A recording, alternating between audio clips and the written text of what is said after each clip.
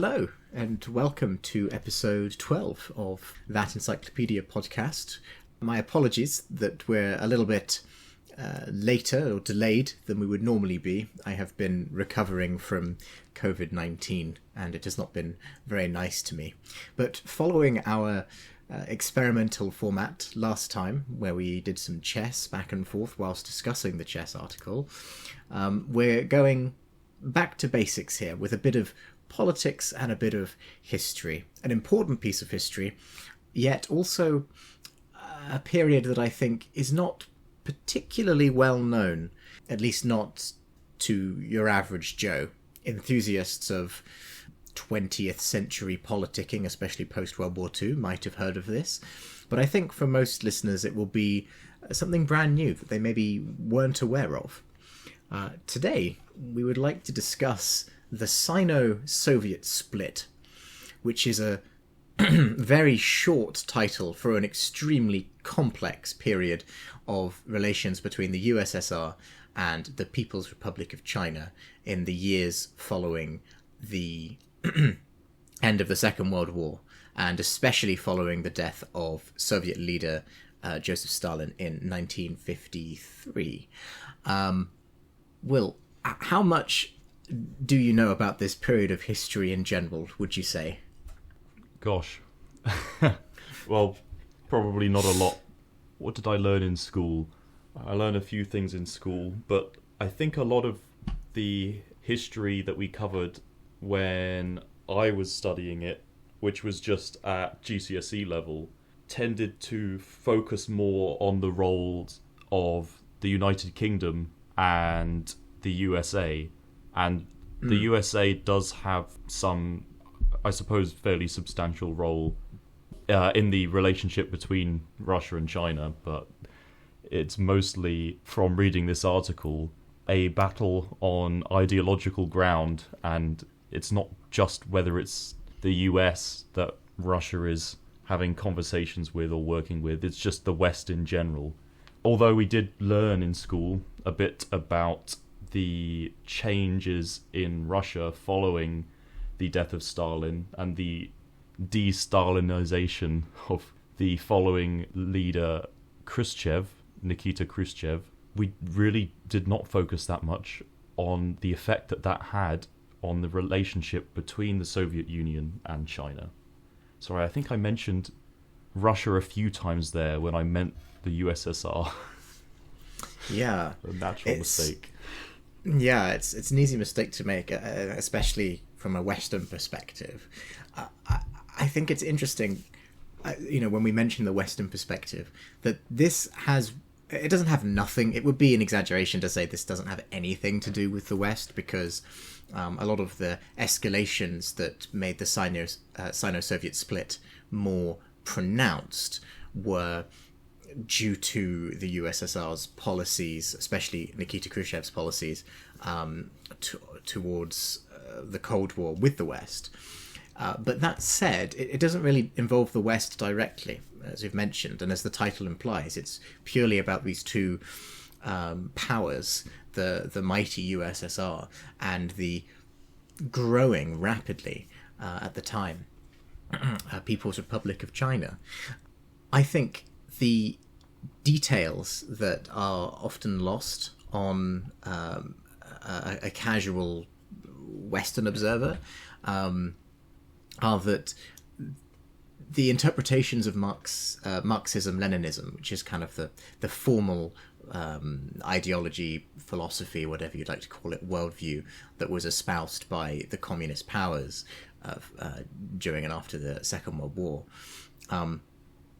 Marxism-Leninism is often seen, I think, by those people to be a monolithic block that, if it changes at all over time, changes in unity with itself. Whereas actually, just as with any political ideology, Marxism-Leninism had different schools of thought within it, and it developed splits and disagreements and evolutions and revisions, and these became so pronounced, particularly following the death of Stalin, that it led to the deterioration of relations between the two strongest communist powers during the Cold War.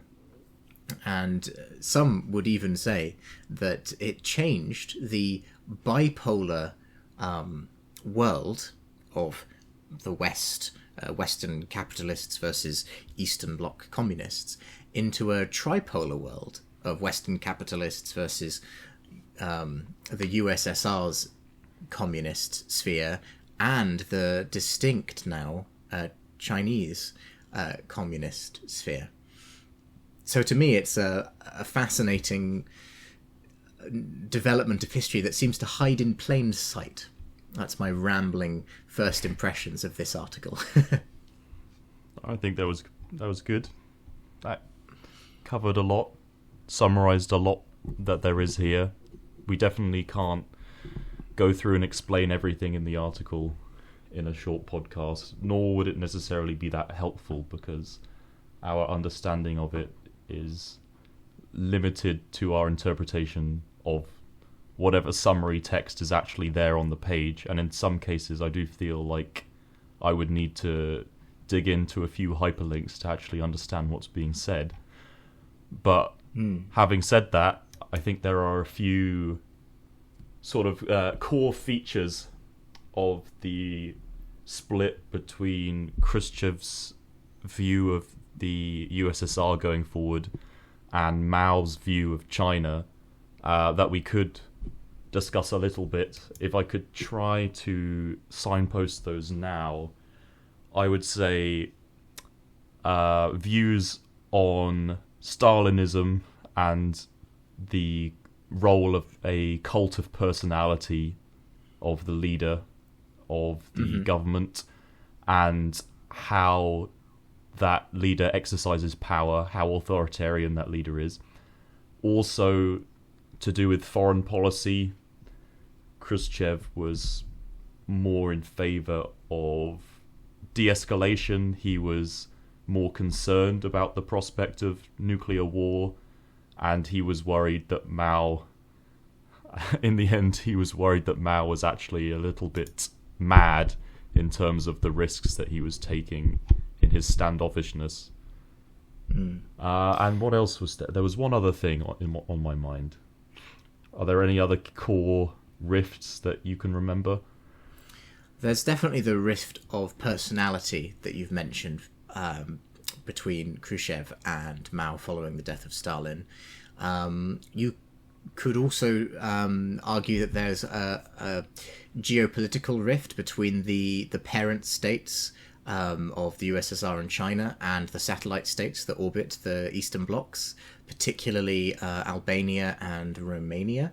And you could mention Hungary as well in the 1956 attempted revolution in Hungary that had to be suppressed by the Soviet military after national civil law enforcement was unable to stop it.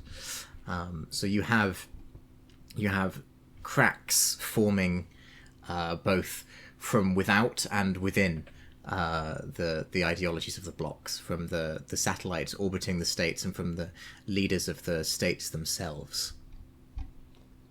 I think one other thing that came to mind was the view Mao had of Khrushchev and Khrushchev's desire to have a USSR, to have a Soviet Union that was capable of producing products for its consumers, for its population, which Mao didn't seem to really like those goals because they're similar to capitalist goals or something of the sort, whereas Khrushchev thought, well, why have a Soviet Union if no one wants to live there? Yeah. So this might be a good opportunity to kind of not go through the entire history, but maybe briefly recount the key moments that led to this Sino-Soviet split during the Cold War. We have the two original key figures are obviously Mao Zedong, who was the leader of the communist faction during the Chinese Civil War, kind of during and after the Second World War. Its timeline is quite convoluted because we have Imperial Japan invading China as well around this period, but the war kind of was ongoing already and continued after Imperial Japan removed itself from mainland China. After being successful there and kicking the kind of more democratic-ish Chinese faction to Thailand, or modern-day Thailand, I think it was called Chinese Taipei at the time, Mao became chairman of the People's Republic of China and remained essentially a dictator for the rest of his life until his death in 1976. Meanwhile, Joseph Stalin followed a similar trajectory and formed the USSR, mostly in what we would now call Russia, and was also an authoritarian dictator. Both leaders believed in Marxism-Leninism, which is a kind of an offshoot of communism. It's specifically an authoritarian ideology, which argued that a sort of dictatorship of the proletariat was necessary in order to form a classless society. That is not a substitute for a formal political recounting of that ideology, by the way. That's like my one-sentence overview. And the difficulty was that Mao Zedong had drawn a lot of authority from Stalin's implementation of Marxism-Leninism that you might call Stalinism. And as you mentioned just now, a component of Stalinism specifically was that the state's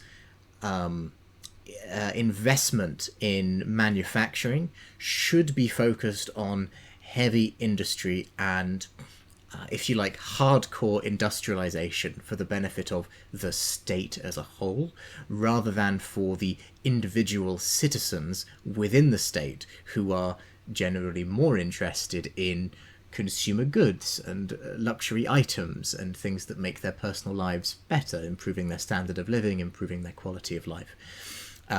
And who are typically only interested in this sort of heavy industry side if it's a source of employment for them. After Stalin's death, his successor, Nikita Khrushchev, implemented a policy, a national policy of de-Stalinisation. Sometimes it's called the thaw, or the thawing of the Khrushchev's thaw.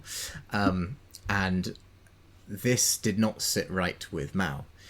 Partially through personal belief, but also I think there's a strong element of good old-fashioned realpolitik, like pragmatic politics, in there, in that Mao's authority is sort of indirectly being challenged by Khrushchev, because Khrushchev decides to pursue policies that are explicitly, if not anti-Stalinist, at least a-Stalinist, and taking the communist sphere in a different direction. And this inevitably leads to a split in the ideology that pulls the communist world and the Eastern blocs in two different directions.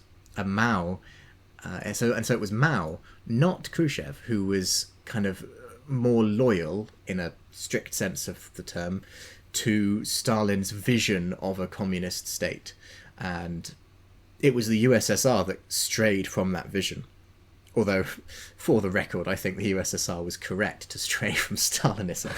But, yeah, that would be, I think, the overview. And this, and then instance with the West, like the Bay of Pigs incident, the Cuban Missile Crisis, and the USSR's responses to that further cemented this split until eventually the diplomatic relations had completely broken down. Yes. For those who are unaware of Stalin somehow been living under a rock, Stalin was, to put it frankly, a tyrant, and his form of leadership was very authoritarian, violent assassination of your political adversaries and people that stand in your way. He's known for the Great Purge or the Great Terror in the year of 1937. He went on a campaign to solidify his power over the party and the state, and a number of people died as a result of that. Well, scholars estimate the death toll for the Great Purge to be roughly 700,000. So, yes, he killed a lot of potential political opponents in his attempt to maintain sovereignty.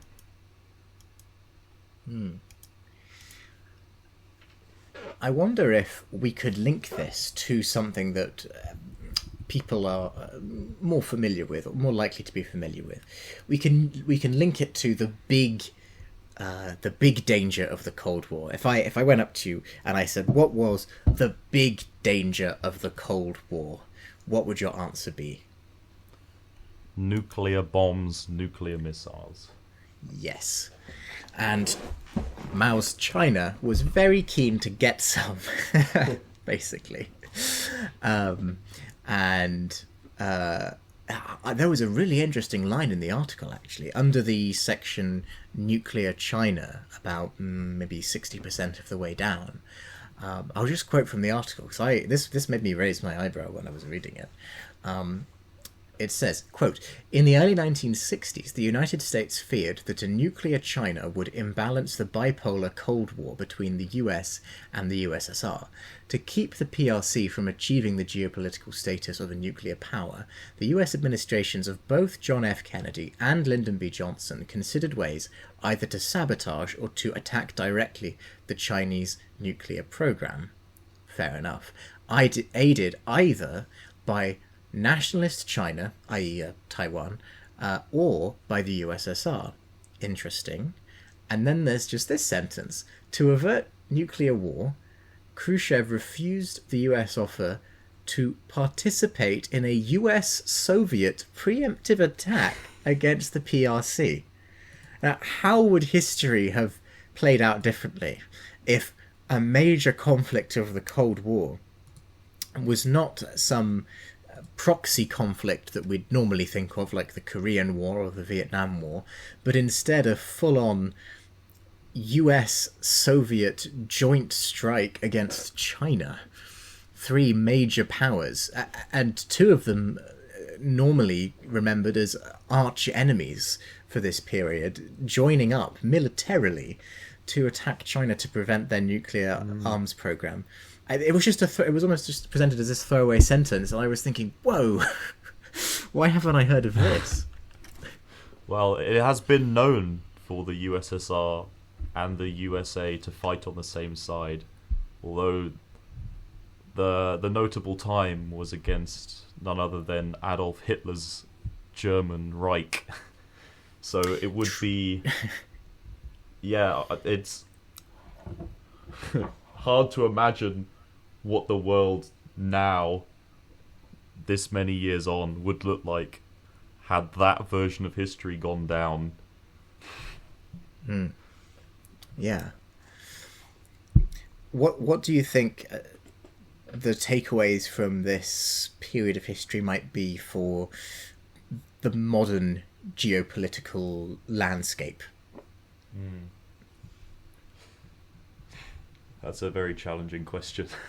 I know, I'm very sorry I didn't mention this in advance. I just hit you with that out of nowhere. I don't know whether or not it's, you have to question your biases, but from my developing knowledge of history, I'm finding more and more that a lot of these issues, although there are, to be frank, a lot of problems with the way that the USA conducted foreign policy, even whilst it was a democracy, I can't help but notice the extreme danger posed by very powerful autocrats and how difficult it is to get them to play along, and how you never really want them to have access to super weapons, which unfortunately in the world today we already have that. We still have a Russia with nuclear weapons, and look, we can't touch them. We can't actually do anything other than indirect measures to help protect other nations, such as Ukraine, from imperialist action from those countries. And man, it's crazy to think about, like, historic leaders as well. I feel like it's just shocking to me, to be honest, that how many decades of Soviet Union went by, all this world history, and yet there was still so many people that believed in a Marxist-Leninist style of government. Just having so much power consolidated in so few individuals, which are not elected, just does not work in my mind. But what's the solution? How do we address that in the modern world? I don't know. It's difficult. We can't really do very much about it. Yeah, I think in a way it's almost like the more things change, the more they stay the same. You know, I think you could make an argument that international involvement with the Russian invasion of Ukraine and the Russo-Ukrainian War of 2022 in many ways reflects the kind of proxy conflicts that you see during the Cold War proper, where one of the major powers will invade a lesser power, and the other major power and its lesser powers will not directly confront the perpetrators, but instead simply supply the defenders with arms, intelligence, strategize, that sort of thing. Could I say another thing about my thoughts on this concept that I've seen come up, not necessarily like directly referenced in this article, but it comes up in the way that media talks about foreign powers, and the way some politicians talk about foreign powers, is I'm not really very happy with describing the actions, for example, of the Chinese Communist Party or of the USSR as if they are the will of the people, as if they are the will of the Chinese, the will of the Russians under Putin.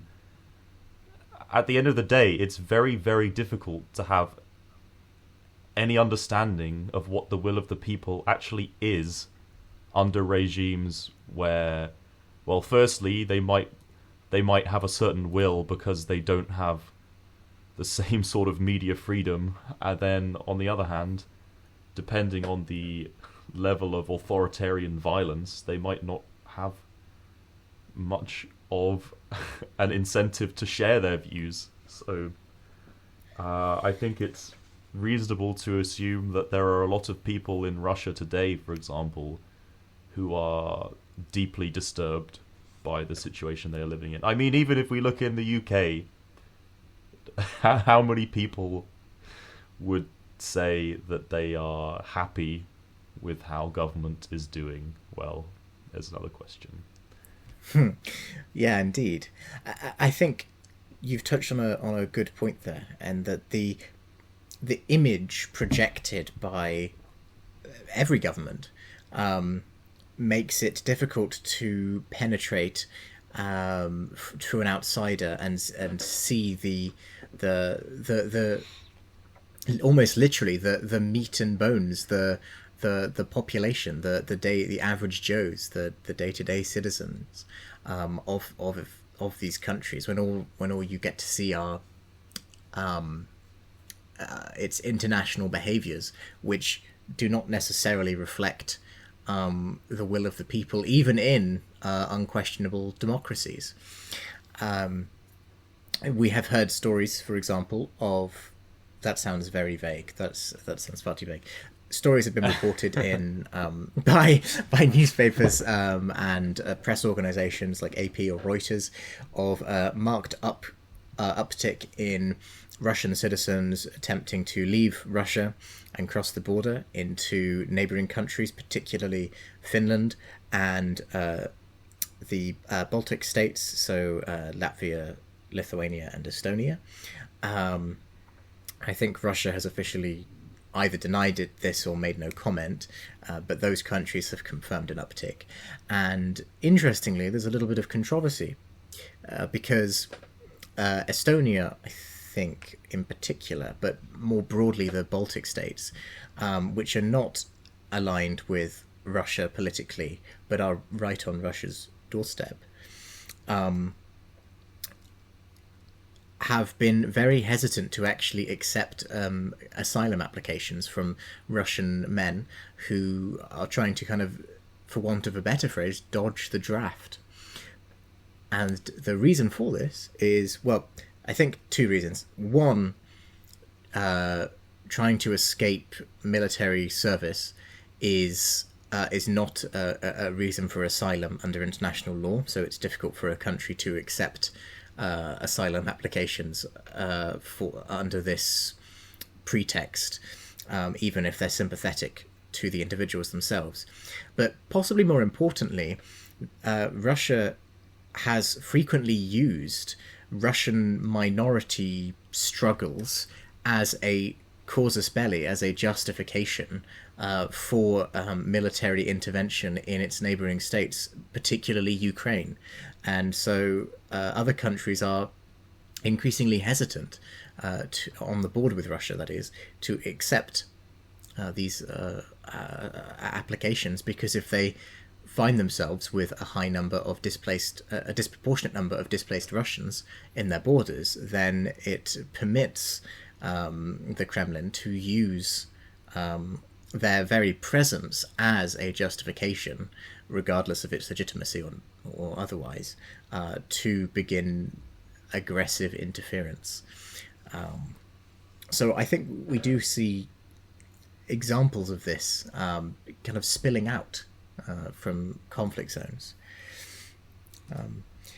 I think we're almost at the end now. So let's just conclude by answering a question that people might have, which is, okay, so the Sino-Soviet split, relations broke down, etc., etc. But today, at least in Western press, Russia and China are considered to be allies to one another. So clearly the relationship has gotten a lot better since the Khrushchev thaw. Perhaps you would like to just tell the listeners what happened to heal the Sino-Soviet split, and when politics became normalized again and Russia and China began to ally themselves with one another.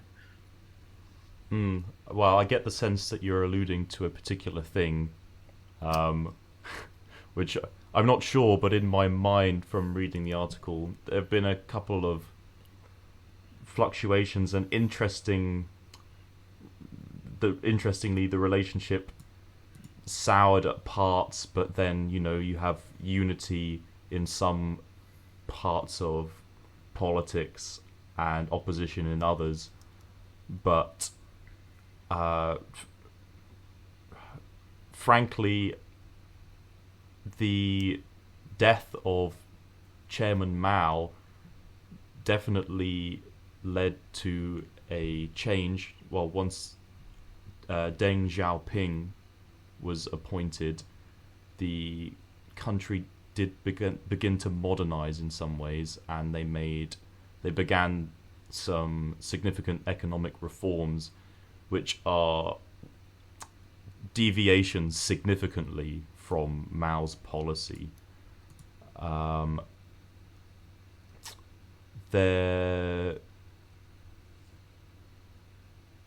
don't know. Was there something else you were thinking of?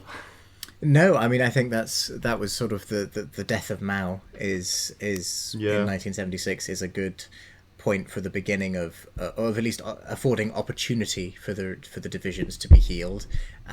Essentially, it allowed China as a country to pivot from being staunchly committed to the personal ideology of this one guy to a much more pragmatic approach. And the article concludes with mentioning the 1989 Sino-Soviet summit, in which the USSR Premier Mikhail Gorbachev visited China and shook Deng's hand, which the article at least considers the end of the Sino-Soviet split. And I think that's a nice single moment, and it's often tempting to pick out single moments because they're very convenient, but in this case I think that's perfectly appropriate, and thus ends our tale of the Sino-Soviet split. Thank you very much for listening.